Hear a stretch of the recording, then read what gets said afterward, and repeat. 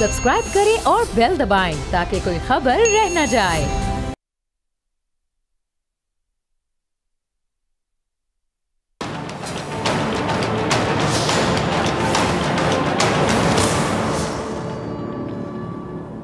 अस्सलाम वालेकुम नाज़रीन, मैं हूं डॉक्टर फ़ज़ा अकबर खान और मैं हूं पाकिस्तान और आप देख रहे हैं पाकिस्तान के सबसे बड़े न्यूज़ चैनल का नंबर 1 प्रोग्राम ऐसे नहीं चलेगा। किसी जगह एक नौसरबाज ठग रहा करता था, लोगों को अपने इर्द गिर्द जमा करना, कह लें कि उसके बाएं हाथ का खेल था और उन्हें अजीबो गरीब सौदा बेचना उसका कमाल था। एक बार तो उसके सौदे ने समझ लें कि ऐसा रिवाज पकड़ा कि उसके वारे न्यारे ही हो गए। वारे न्यारे का मतलब समझते हैं ना। एक बार किसी अक्लमंद शख्स या कह लें कि दाना का उसके शहर से गुजर हुआ। शहर में चल रहे उस नौसरबाज के कारोबार से मचे शोर शराबे से उस दाना शख्स को भी बड़ी हैरत हुई। उसको पूछने पर पता चला कि ये बंदा जो है ये लोगों को जन्नत में ज़मीन का टुकड़ा बेचता है और मिल्कियत के कागजात बना कर देता है। नौसरबाज जब लोगों को ज़मीन का टुकड़ा फ़रोख्त करता तो उन्हें झूठी तसल्ली देते हुए कहता कि आपने जो जन्नत का एक टुकड़ा ख़रीदा है ना, जन्नत में ये ज़मीन ख़रीद रखी है, जब आप अपने मरने पर मिल्कियती कागजात अपने साथ दफना देंगे तो आप लोग सीधा जन्नत में जाकर अपनी ज़मीन में रिहाइश इख्तियार कर लेंगे। अच्छा, शहर में जारी उस बंदे के कारोबार से सभी खुश थे, जन्नत का टुकड़ा मिल रहा था और कोई भी इसके खिलाफ एक लफ्ज़ भी सुनने के लिए तैयार नहीं था क्योंकि लोगों को जन्नत में ज़मीन मिल रही थी। अच्छा, वो जो अक्लमंद शख्स था ना, उसने जब भी देखा कि बंदा तो लोगों को पागल बनाकर उनकी दौलत लूट रहा है तो उसने लोगों को बहुत समझाना चाहा, लेकिन लोग उसके खिलाफ एक लफ्ज़ भी सुनना नहीं चाहते थे। वो समझाता तो किसे समझाता और कैसे समझाता कि जो इस नौसरबाज से जन्नत में टुकड़ा ख़रीदता है दरअसल वो अपनी बर्बादी ख़रीदता है, अपनी आखिरत को ख़राब करता है। कुछ करने की लगन में उस दाना शख्स ने एक हल सोचा और उस ठग के पास जा पहुंचा और पूछा कि जन्नत का एक टुकड़ा कितने का मिलेगा। नौसरबाज ने कहा कि बहुत ही सस्ता, बस 100 दिनार का। दाना शख्स ने फिर पूछा और अगर मैं दोज़ख में ज़मीन ख़रीदना चाहूँ तो क्या भाव है। नौसरबाज बड़ा हैरान हुआ, उसने कहा जी कोई मोल नहीं, मुफ्त में ले लो। दाना शख्स ने कहा नहीं, मैं इसे ख़रीदना चाहूँगा और इसके मिल्कियती जो कागजात हैं ना वो भी चाहता हूँ। उस ठग ने कहा कि अच्छा तो मैं तुम्हें 1/4 दोज़ख 100 दिनार की देता हूँ, जो कि जन्नत में सिर्फ एक टुकड़े की कीमत है। अच्छा, दाना ने पूछा कि अगर मैं पूरी जहन्नुम ख़रीदना चाहूँ तो कितने की दोगे। अब नौसरबाज ने कहा कि लाइए 400 दिनार दीजिए और पूरी जहन्नुम ले लीजिए और मैं आपको इसके मिल्कियती कागज़ भी बना के दूंगा। अभी दाना शख्स ने नौसरबाज को 400 दिनार देकर पूरी जहन्नुम खरीद ली और कागजात भी बनवा लिए और गवाहों के तौर पे जो इर्द गिर्द लोग थे, वो जो हुजूम लगा हुआ था, उनमें से ढेर सारे लोगों के दस्तखत करा लिए। अब क्या होता है जी, अब दाना ने रसीद वसूल करके लोगों से मुखातिब होकर कहा कि लोगों देखो ये कागजात मेरे पास है, मैंने पूरी जहन्नुम खरीद ली है। अब मैं किसी को भी इस जहन्नुम में से हिस्सा नहीं देने वाला और ना ही किसी को जहन्नुम में बसने की इजाज़त दूंगा क्योंकि मालिक मैं हूँ, मेरे पास कागजात है। तुम्हारे पास अब मरने के बाद कोई चारा ही नहीं है कि बस तुम लोग सीधा अब जन्नत में जा सकते हो क्योंकि जहन्नुम तो पूरी मेरी है। चाहे तुमने इधर के लिए कोई टुकड़ा खरीदा या नहीं खरीदा, जन्नत के लिए तुम जाओगे जन्नत में क्योंकि जहन्नुम पूरी मेरी है। अब नौसरबाज के गिर्द लगे लोगों के हजूम ने जब ये माजरा देखा कि उन्हें तो दोज़ख से मुफ्त में ही निजात मिल गई है तो उसे छोड़कर जाने लगे और अब जन्नत खरीदने का क्या फ़ायदा जब दोज़ख का ही खात्मा हो चुका है। अब नौसरबाज जो अपने आप को दोज़ख बेचने पर बड़ा अक्लमंद समझ रहा था, उसे अब अंदाज़ा हुआ कि उसके साथ तो हाथ हो चुका है और उसका जन्नत बेचने का जो कारोबार है वो बंद हो चुका है। अब नाज़रीन, इस कहानी में नौसरबाज शख्स ने लोगों को कहने के खूब पागल बनाया, दौलत समेटी, लेकिन आखिरकार उसका अंजाम अच्छा नहीं हुआ, बल्कि दाना शख्स ने उसको बेवकूफ़ बनाकर उसके धंधे पर हमेशा हमेशा हमेशा के लिए ताला लगा दिया।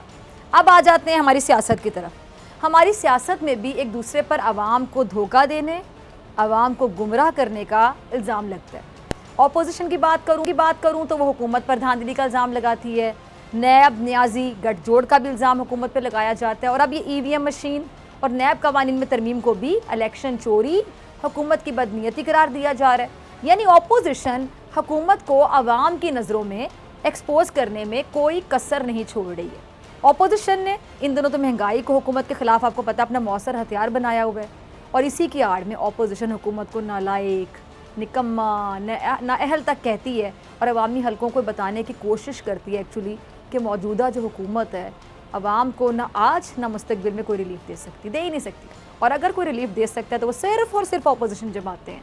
जैसे जब हुकूमत में थे तो बड़ा रिलीफ दिया था इन्होंने, वो कहते थे जो अपोजिशन है वही अवाम के जो दुख हैं उनको ख़त्म कर सकती है, रिलीफ दे सकती है, जो अवाम को इस मुश्किल वक्त से निजात दिला सकती है, सिर्फ और सिर्फ अपोजिशन है। और हुकूमत भी अपोजिशन पर करप्शन के इल्ज़ाम लगाकर अवाम को ये बताने बिज़ी रहती है पूरा दिन कि जी ये अपोजिशन ही है जिसने अवाम को इस हाल में पहुँचाया है। समझें अपोजिशन को।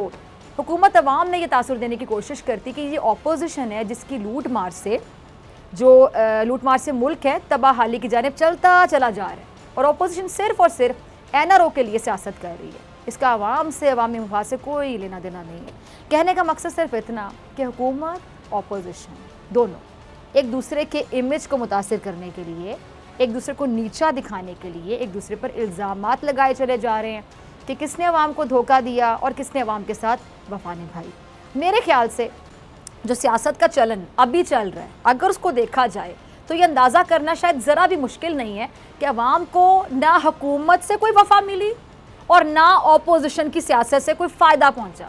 अगर हमारे रहबरों का रवैया ऐसा ही रहा, जिनको मैं कहती सो कॉल्ड रहबर, अगर यही रवैया इनका रहा तो फिर अवाम कहानी में वो जो दाना शख्स था ना, उस दाना शख्स की तरह हुकूमत या अपोजिशन में से अपने वोट के ज़रिए किसी को भी सियासी धचका दे सकती है, क्योंकि बकौल बिलावल जमहूरियत बेहतरीन इंतकाम का ज़रिया है। अब जिस तरह इंतखाबी इस्लाहात पर अपोजिशन मुखालफत कर रही है, इससे लग तो यही रहा है कि अवाम अपोजिशन से कहीं नाराज़ ना हो जाए, क्योंकि अपोजिशन इंतखाबी इस्लाहात को हुकूमत की धांधली करने की मनसूबाबंदी, प्लानिंग तो करार देती है। चले यहाँ तक तो बात समझ में आती है कि अपोजिशन को तहफ़्फ़ुज़ात हो सकते हैं और इन तहफ़्फ़ुज़ात को दूर भी होना चाहिए, और अपोजिशन के तहफ़्फ़ुज़ात दूर करना किसका काम है? ज़ाहिरी बात है हुकूमत का काम है।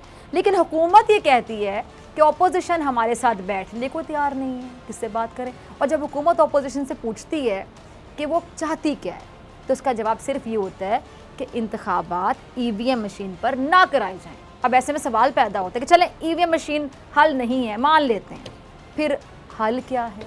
आपके पास कोई हल है तो बता दें, जिससे धांधली का रास्ता हमेशा हमेशा हमेशा के लिए बंद किया जा सके। कोई हल बता दें तो अपोजिशन इस पर खामोश हो जाती है। अब ऐसे में अवाम तो ये सोचेंगे ना कि अगर अपोजिशन इंतखाबी इस्लाहात पर मुखालिफत कर रही तो धांधली का रास्ता रोकने के लिए अल्लाह के बंदो कोई तजवीज़ ही ले आओ, क्यों नहीं लेकर आते कोई तजवीज़? और अगर वो तजवीज़ नहीं दे रहे हैं तो फिर अवाम इसका मतलब सीधा सीधा ये समझते हैं, ये ले सकते हैं कि अपोजिशन सिर्फ हर मामले पर सियासत करना चाहती है और वो चाहती ही नहीं है कि धांधली का रास्ता बंद हो। अब ऐसे में अपोजिशन अपने लिए मेरे ख्याल से बहुत मसाइल पैदा करने लगी, और आइंदा इंतखाबात में जो मसाइल अपने लिए खड़े करेगा, आइंदा इंतखाबात में नतीजा भी भुगत लेगा, नुकसान उठा लेगा। और आज भी अपोजिशन ने सेनेट में हुकूमती बिलों की मुखालफत में बड़ा हंगामा बर्पा किया। बस वही मुखालफत बराए मुखालफत नज़र आई, और अपोजिशन सेनेट में अक्सरियत में होने के बावजूद यहाँ भी हुकूमत शिकस्त से दो चार हो गई, जिसके बाद पीपल्स पार्टी के रहनुमाओं ने एक बार फिर खुलकर हुकूमत पर तनकीद के तीर नश्तर चलाने शुरू कर दिए। ज़रा क्लिप चलाइएगा। सुना आपने रज़ा रब्बानी साहब को, शहरी रहमान साहिबा को। आज सेनेट के इजलास में जो कुछ हुआ उसकी मुख्तसर कहानी मैं आपके साथ शेयर कर लेती हूँ।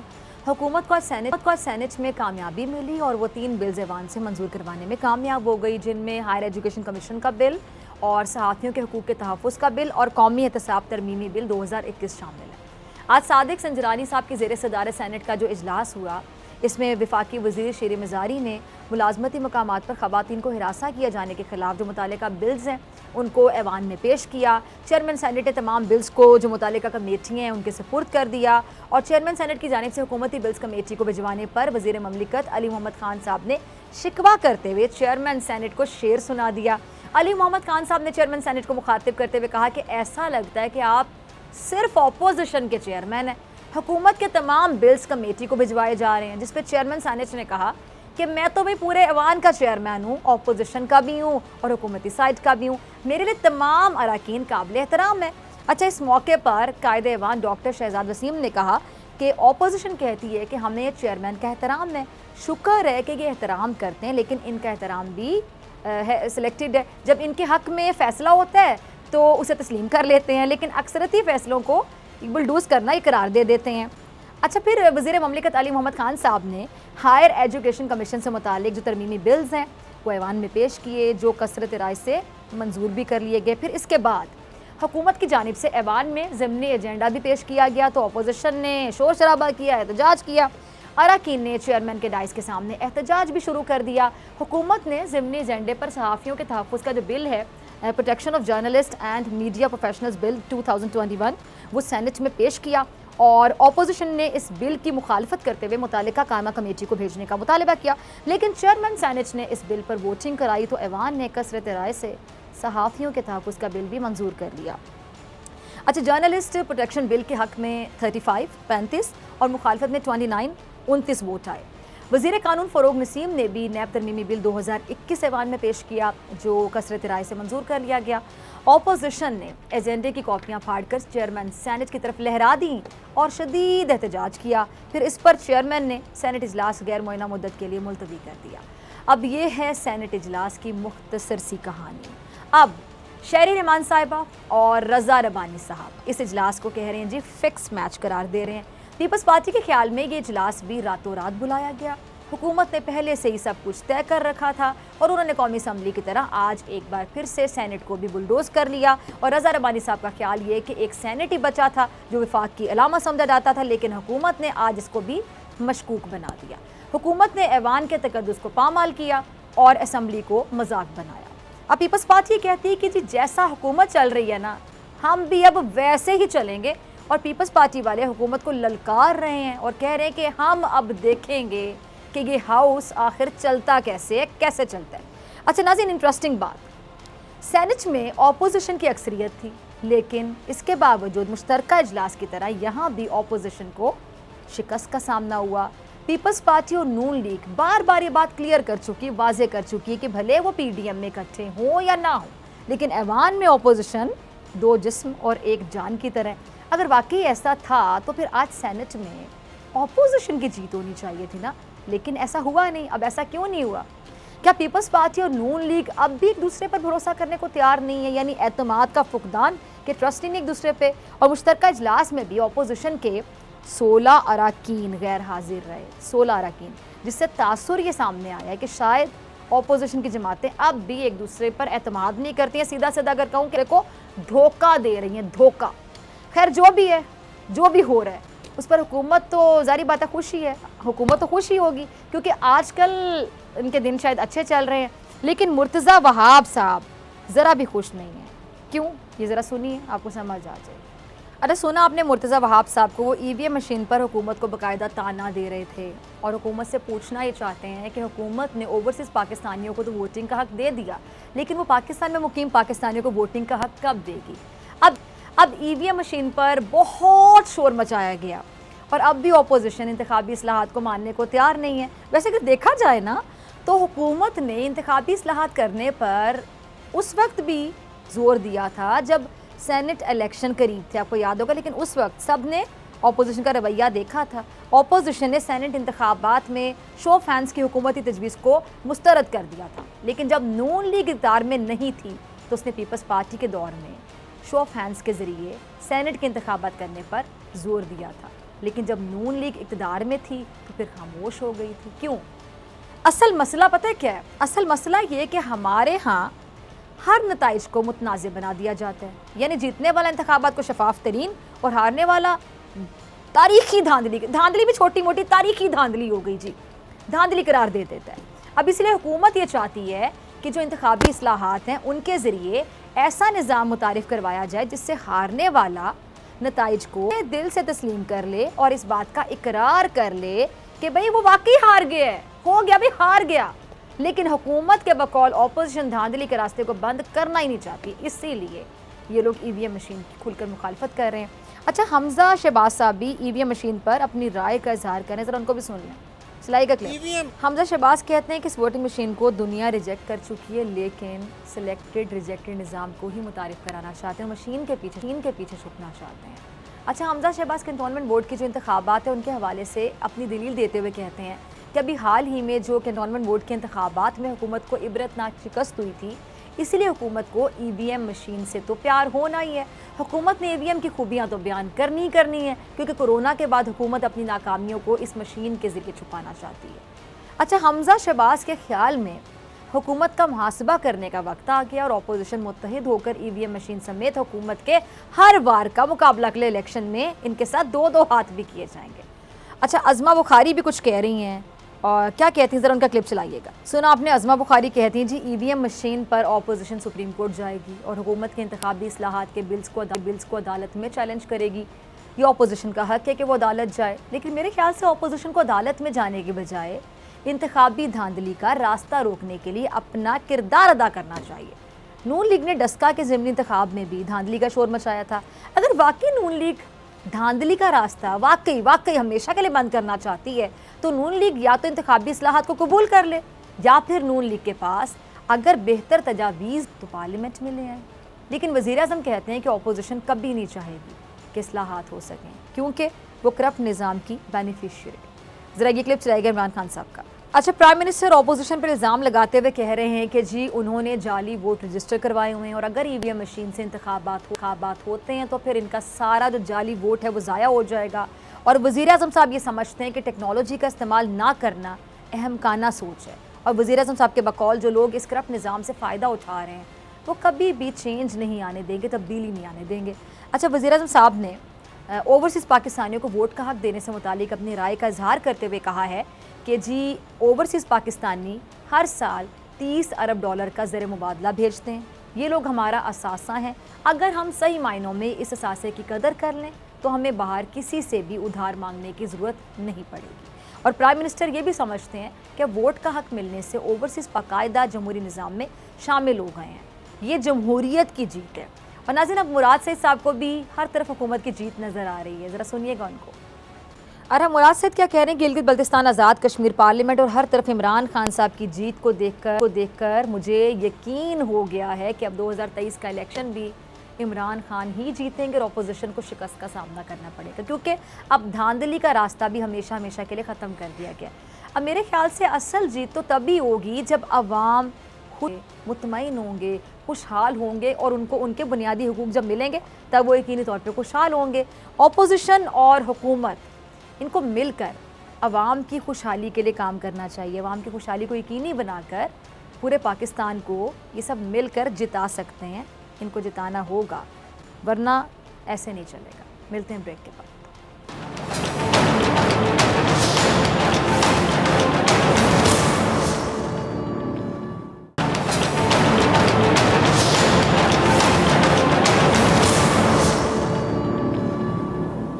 वेलकम बैक नाजरीन। सेनेट में अक़लियत में होने के बावजूद हुकूमत ने 3 बिल मंजूर करवा लिए हैं। मंजूरी के दौरान अपोजिशन ने शोर शराबा करते हुए चेयरमैन सेनेट के डाइस का घेराव भी किया और दूसरी जानिब मुस्लिम लीग नून के सदर और अपोजिशन लीडर शहबाज शरीफ साहब की ज़ेर सदारत नवाज लीग के पार्लिमानी बोर्ड का इजलास हुआ, जिसमें पार्टी की सीनियर क़यादत ने शिरकत की। अच्छा, नून लीग की जानिब से जारी एलामिया के मुताबिक इजलास में फैसला किया गया कि मुत्तहदा अपोजिशन पार्लियामेंट के अंदर और बाहर हुकूमत की आइन दुश्मनी को चैलेंज करेगी।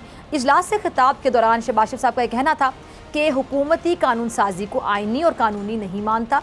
इलेक्शन कमीशन का बयान हुकूमती कानून साजी और ईवीएम के गलत होने का सबूत है। अच्छा, ये भी कहा शहबाज शरीफ साहब ने कि पाकिस्तान में इमरान नियाजी की बात कायम नहीं होने देंगे और हुकूमत के खिलाफ अब नवाज लीग की क्या स्ट्रैटेजी होगी, क्या हिकमत अमली होगी, इसको जानने के लिए मेरे साथ मौजूद है मोअज़्ज़ज़ मेहमान, किसी तारुफ के मोहताज नहीं, साबिक़ वफाकी वज़ीर, चेयरमैन पब्लिक अकाउंट कमेटी और सीनियर रहनुमा मुस्लिम लीग नवाज़ राना तमीर हुसैन साहब। बहुत शुक्रिया राना साहब ज्वाइन करने के लिए, वक्त देने के लिए। राना साहब, आज सेनेट में हुकूमती अराकीन ने वोट को इज़्ज़त दो और इमरान खान जिंदाबाद, जबकि अपोजिशन की जानिब से ये जो रबर स्टैम्प पार्लियामेंट नामंजूर के नारे लगाए गए हैं, शोर शराबा करने पर चेयरमैन सेनेट ने अपोजिशन से कुछ कहा था। 100 टोका टीम जरा चलाइएगा। राना साहब आप भी सुनिएगा, फिर मैं आपकी तरफ आती हूँ। जी राना साहब मैं आपकी तरफ आ रही हूँ। आपने सुना क्या कह रहे थे चेयरमैन सेनेट, आपने पहले भी सुना होगा, अब आप दोबारा शॉर्ट में सुन रहे, क्या कहेंगे आप? क्योंकि मैंने तो उनकी इतनी सी बात सुनी है, काउंट पूरा करें तो फिर बात करें। लेकिन मैं समझता हूँ कि जो सेनेट में या नेशनल असम्बली में पीछे दिनों में होता रहा है, अगर डॉक्टर साहबा बहुत पीछे जाएं तो अगर इनकी हकीकत जो है, अगर इनका बेस या इनकी हकीकत या इनकी स्ट्रेंथ, पॉलिटिकल स्ट्रेंथ जी, वो तो आप देखेंगे पिछले महीने से जितने इजलास हुए हैं ये कोरम भी नहीं पूरा कर सकते थे। और साथ ही साथ नेशनल असम्बली में जो बिल 2 डिफीट हुए, 3 बेंचेस डिफीट उनको हुई, हमारे जो अपोजिशन के नंबर थे वो ज़्यादा थे, कहीं ज़्यादा। लेकिन ये जो हुआ है जॉइंट सिटिंग में, इन्होंने पहले कैंसिल किया, पोस्टपोन किया, क्योंकि वहाँ लाइज भी छोड़ गए और भी बहुत सारी इनकी अपने विद पार्टी भी कुछ मामला ठीक नहीं थे। तो फिर कुछ ऐसे मुख्तलिफ़ आगे आई और उन्होंने फिर इनका जो मसला हल किया, जो लेजिस्लेशन थी। तो सेनेट में तो हमारी अक्सरियत है, लेकिन ये जो हुआ है, एक तो मैं समझता हूँ कि वो ये पर एक ख्याल था, हमारा इम्प्रेशन था कि 33 इन्होंने और सप्लीमेंट्री एजेंडा पे ला के कुछ और जब हम आ गए थे, इन्होंने सारे बिल पास करा लिए। अब आज के जो सेशन है वो जस्ट एक फॉर्मेलिटी है, जिस तरह नेशनल असम्बली में इन्होंने तिलावत के बाद ही आपने देखा होगा कि प्रोरोग कर दिया सेशन नेशनल असम्बली का, लेकिन वहाँ पे इन्होंने 2-3 बिल जो पहले ही नेशनल असम्बली से पास हो चुके हैं वो निकाले हैं, जिनकी सिग्निफिकेंस इतनी ज़्यादा तो नहीं है उस लाज से जो आप बात कर रहे हैं उनके पास होने से, क्योंकि जो प्रोसिक्यूटर जनरल नैब का है उसको पावरफुल किया गया, या एम्पावरमेंट सी का बिल था उसका, तो वो मैं समझता हूँ कि वो नेशनल असम्बली से पास हो चुका था, वो नैब का असल नहीं था जो इन्होंने ऑर्डिनेंस किया हुआ है। बात दुरुस्त है कि आज उन्होंने वहाँ कराए हैं, लेकिन मैं समझता हूँ कि वो एक अगर इनकी अक्सरियत से बिल पास करने को, जो कि उनकी अक्सरियत से होने चाहिए, वो गवर्नमेंट है, गवर्नमेंट मेजॉरिटी पार्टी की होती है, लेकिन वो बिल पास करने को इस तरह मनाते हैं जश्न, लेकिन डिफीट जब होते हैं वो ज़्यादा सिग्निफिकेंट चीज़ है। उसकी सिग्निफिकेंस है कि जब ट्रेजरी बेंचेस हुकूमत डिफीट हो जाए अपोजिशन के मुकाबले में किसी लेजिस्लेशन पे, तो वो वोट ऑफ नो कॉन्फिडेंस होता है। जो पीछे 2 बिल हमने इनको डिफीट किया, अपने नंबर ज़्यादा थे, तो मैं समझता हूँ ये एक ऐसी बात नहीं है जिसको इस तरह लिया जा रहा है कि सेनेट में भी हो गया और जॉइंट सिटिंग में भी हो गया। मैं देख रहा हूँ टीवी, उस पर यही है कि जॉइंट सिटिंग में भी हो गया और सेनेट में भी हो गया। ठीक है। अच्छा राना साहब, ऑपोजिशन की जानिब से एक और इल्ज़ाम ये लगाया जा रहा है कि मुश्तरका इजलास बुलाकर कानून साजी को बुलडोज किया गया है। अच्छा, इस पर वज़ीर कानून का कुछ कहना है, ज़रा ये क्लिप चलाइएगा फ़रूक नसीम साहब का, आप भी सुनिएगा, फिर मैं आपकी तरफ आती हूँ। जी तो राना साहब सुन रहे हैं आप, वो कह रहे नहीं ना पढ़ने की जहमत की ना देखने की जहमत की, क्या कहेंगे? बस डॉक्टर साहब, मुझे अफसोस है कि ये जो बात करते हैं 80th अमेंडमेंट की, या जो भी पीछे अमेंडमेंट हुई हैं इस तरह के जो सेंसिटिव इशू थे, वो डॉक्टर साहब आपको भी पता होगा, आप भी इसको डेफिनेटली स्टडी करती होंगी कि वो कंसेंसस होते थे। 18th अमेंडमेंट हुई, 100% तमाम पॉलिटिकल पार्टीज थी और एक कमेटी बनी। आप उसको ज़रा पहले अंडरस्टैंड करें हम सिस्टम को। 18th अमेंडमेंट पे एक कमेटी बनी comprising all political parties representing in the both houses. तो वहाँ वो बैठे और दैट टुक मंथ्स, वो डेलिब्रेशन होती रही और वो सारा होता रहा, और 18th अमेंडमेंट में एक ला के कमेटी ने हाउस में पेश किया, तमाम पार्टी ने उस पर कंसेंसस था और वो पास हुई। ये फ़रूक नसीम साहब को पता है, लेकिन वो ऐसे ही सियासी पॉलिटिकल पॉइंट स्कोरिंग के लिए करते रहते हैं। कोई भी जो अमेंडमेंट ऐसी होती है वो पहले बाहर, ये जो ऐसी लेजिस्लेशन है जिस पे ना स्टैंडिंग कमेटी में कभी बात हुई, अगर हुई तो वहाँ बिल्कुल डिफरेंसेस थे, हमारे डिस्प्यूट था, और उस पर जिस तरह सेनेट में ताज हैदर साहब ने बड़ा उस पर लिखा हुआ था, एक नोट भी लिखा हुआ था।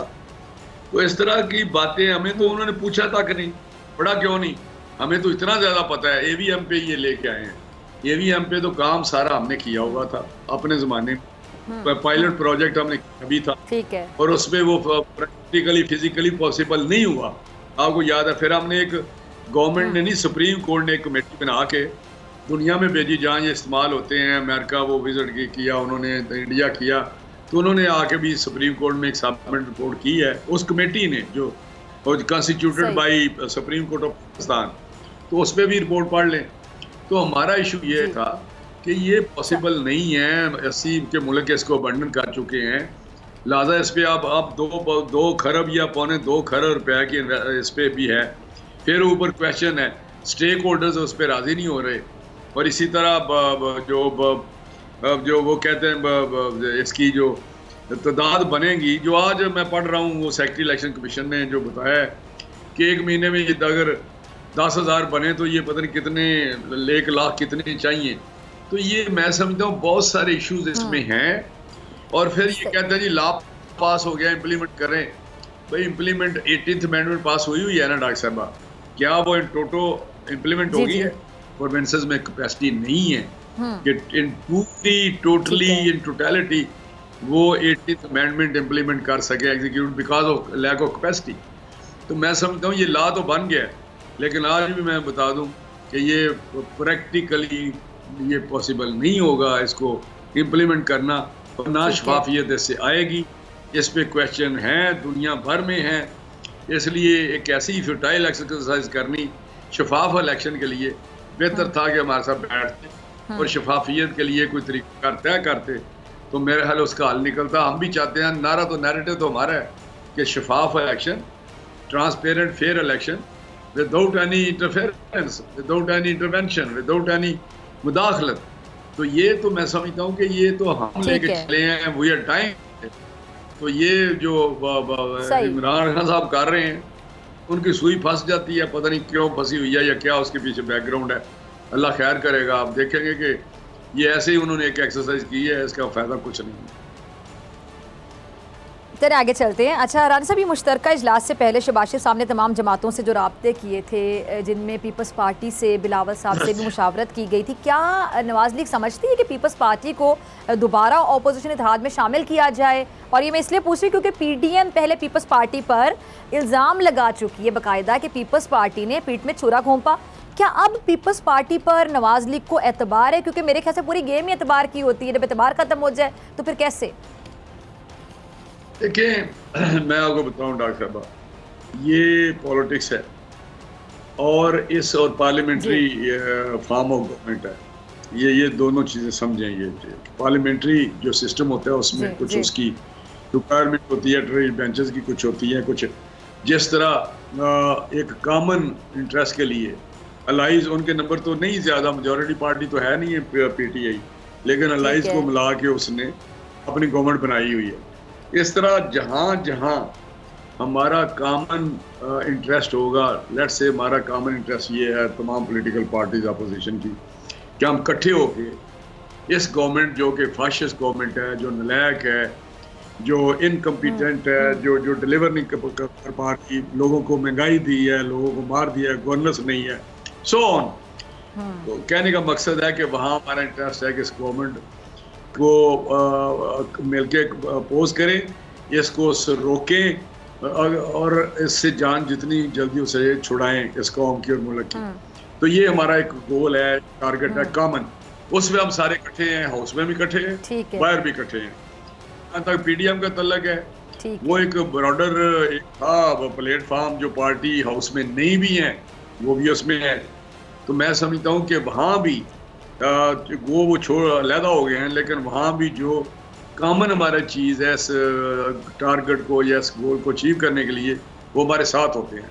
लेट से हम कहते हैं महंगाई पे हम डेमोन्स्ट्रेट करते हैं तो वो हमारे साथ मिलने को तैयार है।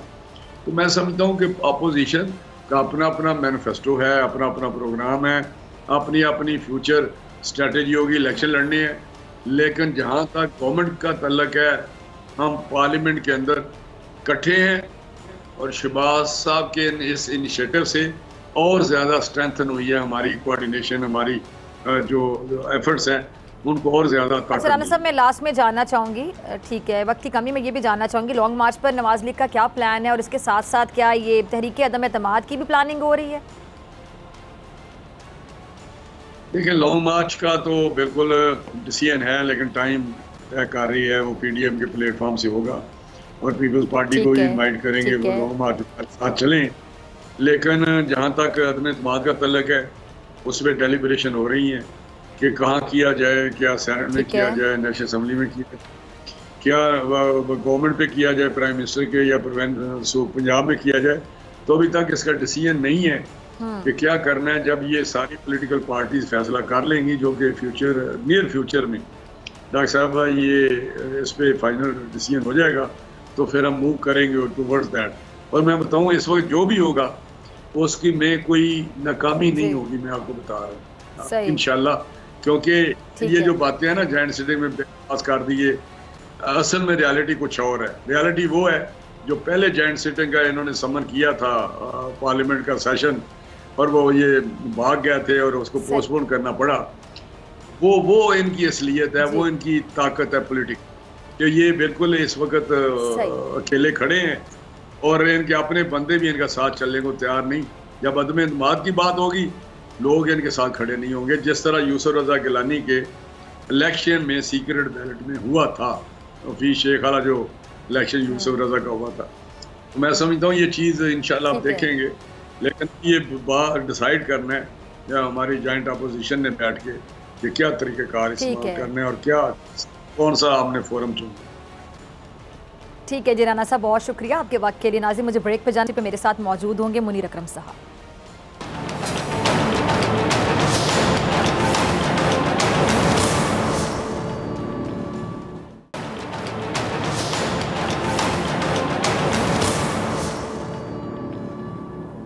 वेलकम बैक नाज़रीन। अक़वाम मुत्तहिदा में पाकिस्तान की पेश करदा हक़ के खुद इरादियत की करारदाद मुतफ़िक़ा तौर पर मंजूर कर दी गई है। जनरल असम्बली कमेटी इजलास में करारदाद को तमाम ममालिक ने बगैर वोटिंग के मंजूर कर लिया है। अच्छा, पाकिस्तानी मुस्तकिल मंदूब मुनीर अकरम साहब ने इजलास से खिताब में कहा कि मकबूजा इलाकों के लोगों को मुनज़्ज़म तरीके से इस हक़ से महरूम किया जा रहा है। उन्होंने ये भी कहा कि अक़वाम आलम की जिम्मेदारी है कि महकूम इलाकों के अवाम को हक़ के खुद इरादियत दिलाई।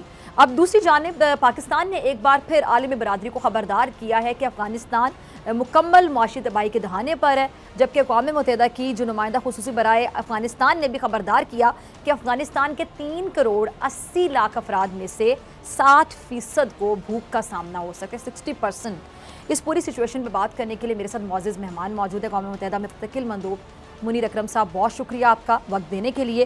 मुनीर साहब, अक़वाम मुत्तहिदा में पाकिस्तान की जो पेश करदा हक़ खुद इरादियत की करारदाद मुतफ़िक़ा तौर पर मंजूर की गई है, इस करारदाद के बारे में नाज़रीन को बताइएगा कि किन ममालिक ने पाकिस्तान का साथ दिया और इस करारदाद की तौसीक़ कब तक हो सकती है? जी, ये करारदाद हम ले आते हैं जो कश्मीर का लीगल केस है उसको बरकरार रखने के लिए। तो हर साल ये हम पेश करते हैं और इस करारदाद में जो लीगल केस है वो ये है कि जो भी अवाम हैं जिनकी खुद मुख्तारी को नहीं माना गया है, उनको हक है अपना फ्रीडम स्ट्रगल करने के लिए और उनका फ्रीडम स्ट्रगल लेजिटिमेट है। और जब जो ऑक्यूपाइंग पावर्स हैं उसको जब उस स्ट्रगल के खिलाफ वर्जी करते हैं, वो एक वायलेशन है इंटरनेशनल लॉ की। तो खुसूसन ये इसका अहम पहलू इसके हैं। तो ये रेजोल्यूशन के तहत हम जो केस है, कश्मीर का जो केस है, उसको हम बरकरार रखते हैं, हर साल ले आते हैं।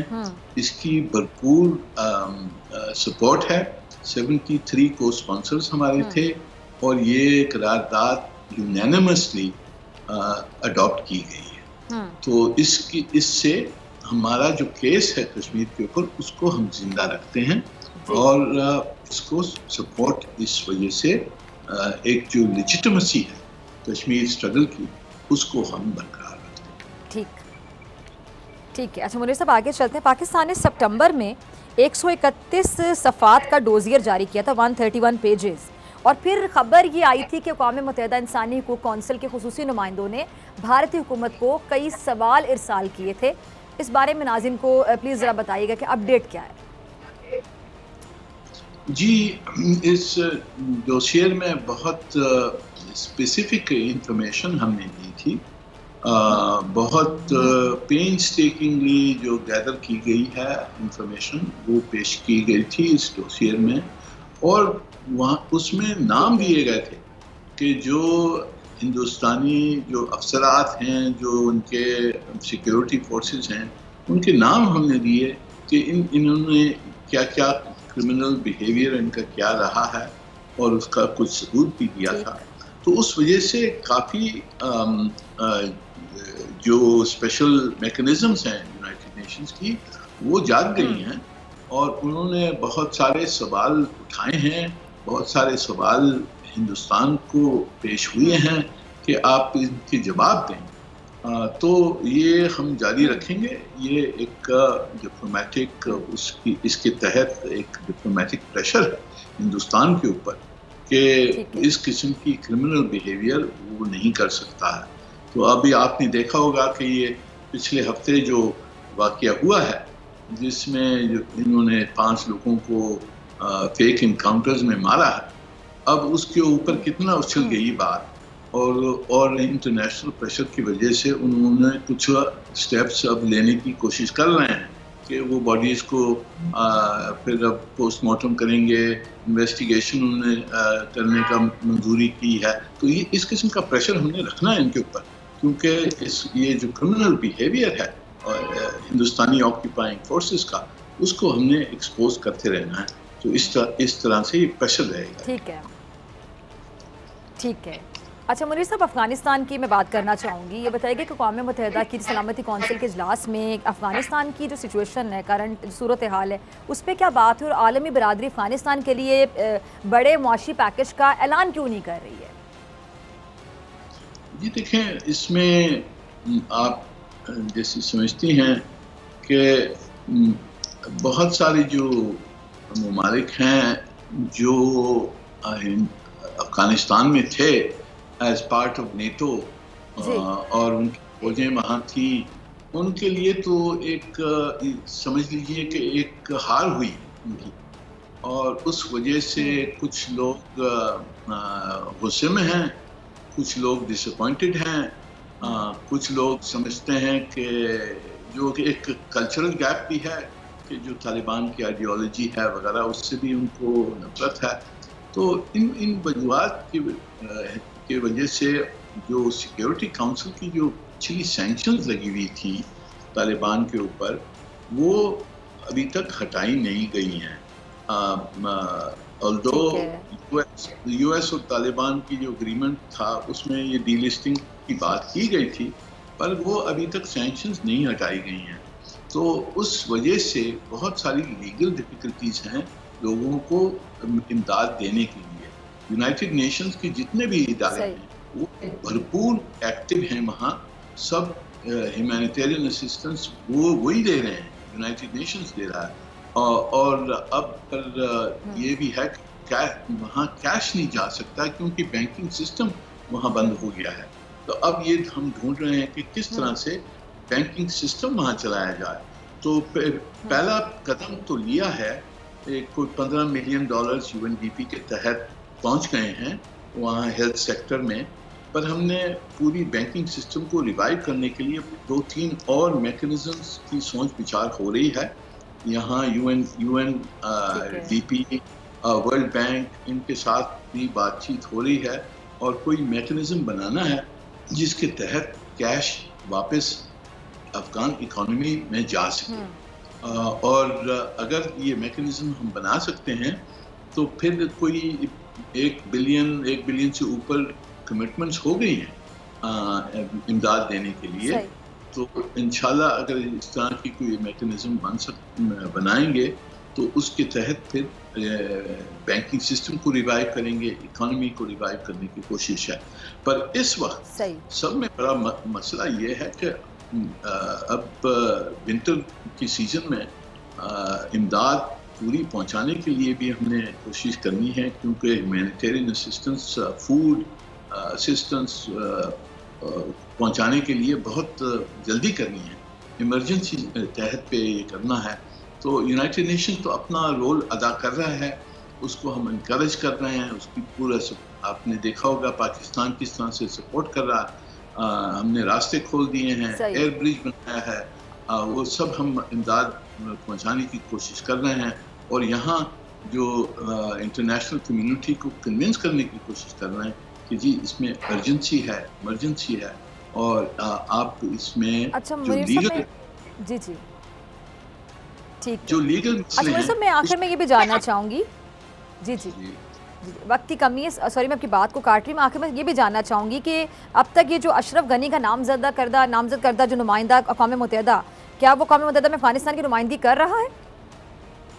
जी देखें, वो तो यहाँ जो प्रोसीजर होता है कि जब तक कि चीज़ बदलती नहीं है तो उस पर वो जो पिछला नुमाइंदा होता है वो बेचारा एक प्रेजेंट होता है, पर उसकी वो कोई ज़्यादा एक्टिव नहीं है, उसको कोई लोग इस्तेमाल कर रहे हैं। आप समझती हैं कौन लोग हैं जो इस्तेमाल कर रहे हैं। पर मेरे ख्याल में जैसे पॉलिटिकल डेवलपमेंट होगी, एवोल्यूशन होगी, तालिबान की एक्सेप्टेंस बढ़ेगी, तो फिर ये इनएविटेबल है कि तालिबान की रिप्रेजेंटेशन मानी जाएगी, पर इसमें टाइम लगेगा। ठीक है, इसमें टाइम लगेगा। बहुत शुक्रिया मुनीर साहब आपके वक्त के लिए। इसी के साथ डॉक्टर फ़िज़ाक जी इजाज़त, आपसे मुलाकात होगी इंशाल्लाह पीर के रोज़ सेम टाइम सेम चैनल के ज़िंदगी ने वफ़ा की। दुआ में याद रखिएगा, अपना बहुत ख्याल रखिएगा। अल्लाह निगहबान।